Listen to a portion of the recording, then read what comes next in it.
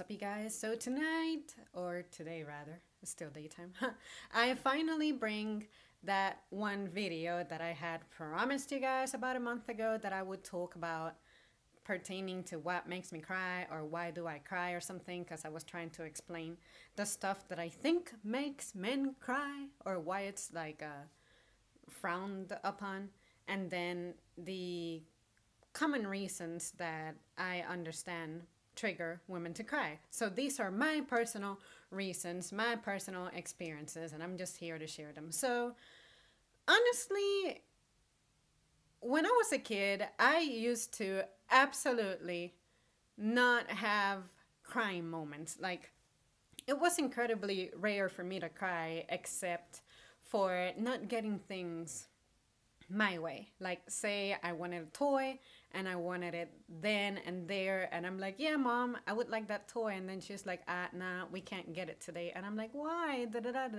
And then she was like, well, because I got bills to pay and this and that, but I promise you that, I'll get it for you. And she always got it for me.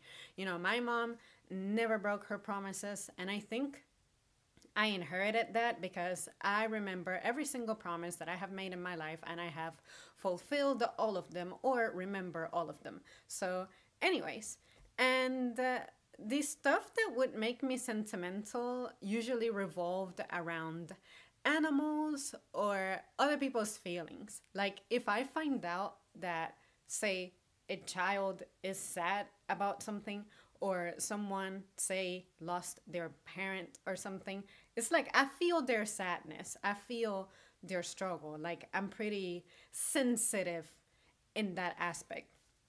And then when it comes to me personally, the only times as an adult that I find myself being pushed into crying is when I'm dealing with stresses and like pain that's emotional. And it usually revolves around misunderstandings, not being understood, really. Like, well, yeah, that's what misunderstandings are. But misunderstandings in the sense of I misinterpret what someone says and I'm trying to clarify it, but they may get defensive about it or just lack the patience.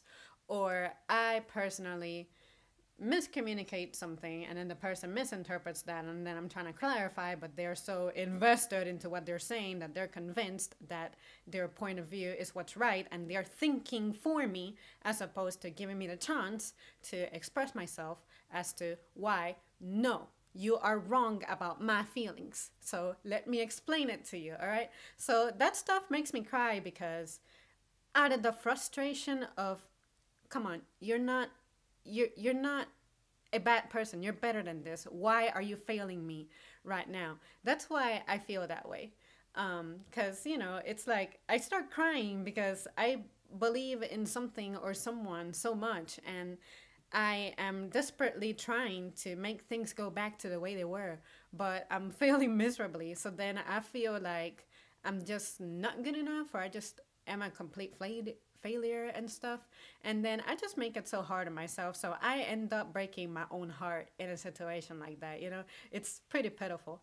But usually it's like emotions that conflict themselves. That's what tends to push me over the edge and make me cry, because it's like, how can I resolve this? If I cannot resolve this, then it's going to remain bad forever. And that just stresses me out. It's like that incredibly shady part of my anxiety that is like, okay, should I say this? And if I say this, how can I say this? It's like you ever have that situation where you want to bring something up to someone, but then you're afraid, and then instead you're like, okay, this conversation hasn't even begun, but let me rehearse in my mind how I'm going to defend myself in the event that this person gets defensive. And usually one of two things happen: either the conversation doesn't happen at all, or the person doesn't even interpret stuff in the angry way that you thought they would. Like,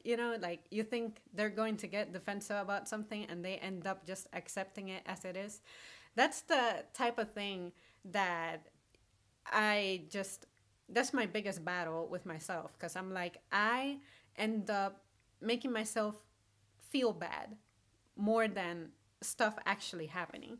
So really, it's kind of weird and difficult to put into words, but when I cry, it's usually because I'm inflicting pain on myself, and it's out of the desperation and just wanting for things to just be better immediately without sometimes putting in the effort that it really requires, Like, it's like I was telling someone, I tend to be an overachiever. So it's like if I don't fix something, I feel like I'm just not good enough, or like I'm just not doing my job right, or just something. I'm not that different from everyone I know. I'm my own worst critic. It's like, where are these voices coming from? Where is this attack on myself coming from?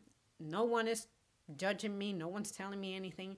But at the same time, when I think about my past and the stuff that I have been through, it's like, oh, that's right. That happened to me, and clearly I still have to get over it. So that's how somehow those ghosts just seep in and invade my present. But anyways, you guys, overall, I tend to be emotional over things that just touch me.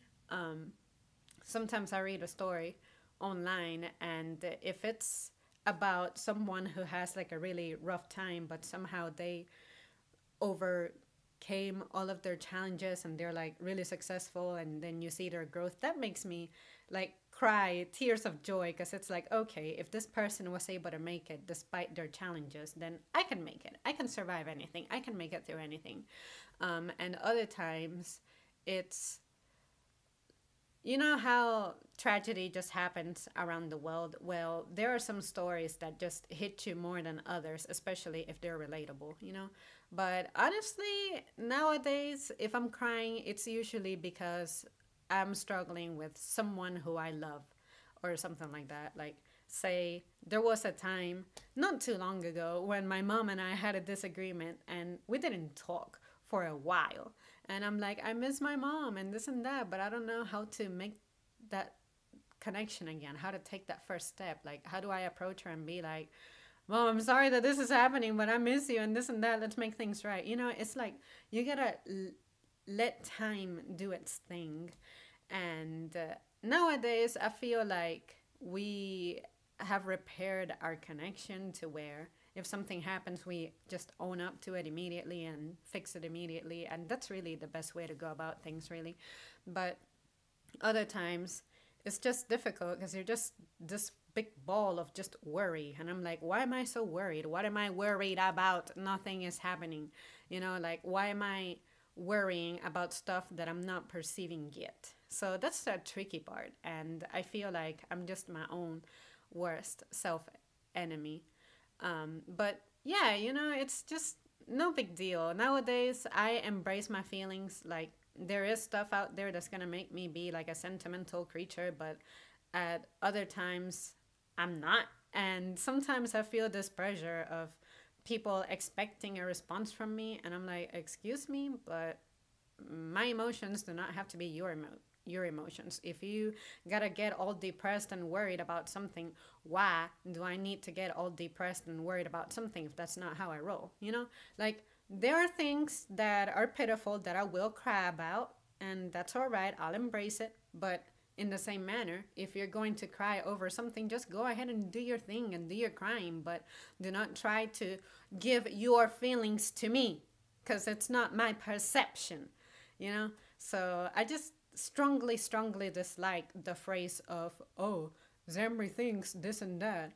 And I'm like, why are you putting my feelings into my heart when I don't have them, Like, you're accusing me of this thing that I do not perceive for myself. So, anyways, guys, really, to make me a sad cookie, you have to be like someone really dear to me, and something terrible has to be happening to you, and I feel so helpless and defenseless, or I am going through difficult times with someone who's close to me, like a disagreement, or we're insulting each other, we're just fighting, disrespecting each other, and I'm like, it's not my nature to disrespect anyone. So if we cross that line, that's when I just become this just emotional mess because I'm like, why is this happening? I never tried to give someone any reasons to be mean to me or unkind to me or just, you know. So if that's happening, something is wrong. We need to talk, but we need to do so like the grown ups that we are. And if we're going to resort to name calling, that's just not good. And yeah, you guys, that's really it. I know that you probably were expecting to hear something like really specific or anything, but really, I don't like to give myself a set of circumstances to manifest something. It's like, depending on some tragedies, it may get to me, it may not get to me. Like, there have been some people in the family who have passed on, and I didn't even shed a tear. Does that mean that I'm an incredible a-hole and I didn't care about this person's life? No, it's just that I process it better. I'm older and my perception about life and death is just different, So, like, why are you trying to be like, you're not crying over this person's passing? What kind of person are you? Like, it's like, no, I just have different ways of processing things. And I also have different ways of telling people that I love them.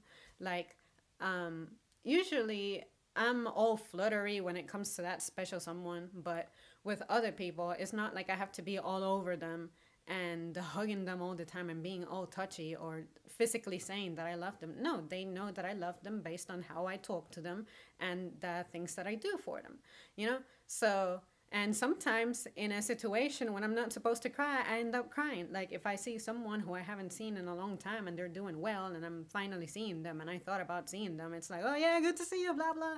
Oh my God, blah, blah, blah. Like, but most of the times I'm not, It's like, I don't like to feel like the circumstances have to be all set for me to feel a certain way, It's like, embrace your feelings as they happen.